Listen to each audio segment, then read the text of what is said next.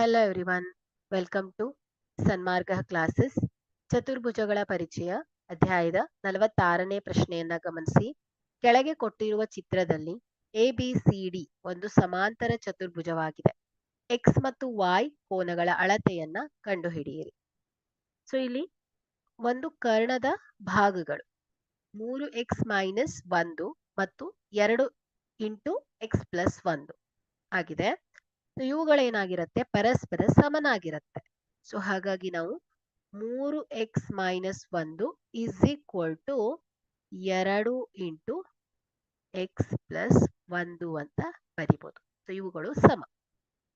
So ಇದನ್ನ solve ಮಾಡಿದ್ರೆ 3x-1 is equal to 2 into x 2x+2. So ಸಜಾತೀಯ ಪದಗಳನ್ನ ಒಂದ್ ಕಡೆ ತಗೊಂಡ್ಕೊಂಡು ಹೋದ್ರೆ 3x minus 2x is equal to 2+1. 3x minus 2x ಏನಾಗುತ್ತೆ, 1x. x is equal to 3. Okay, ಇಲ್ಲಿ x ಏನ್ ಹೇಳಿ 3 ಬಂದಿದೆ. ಹಾಗೆ ನಾವಿಲ್ಲಿ y ಅನ್ನ ಫೈಂಡ್ ಔಟ್ ಮಾಡಬೇಕು ಅಂದ್ರೆ, ಸೊ ಮತ್ತೊಂದು ಕರ್ಣದ ಭಾಗಗಳು 5y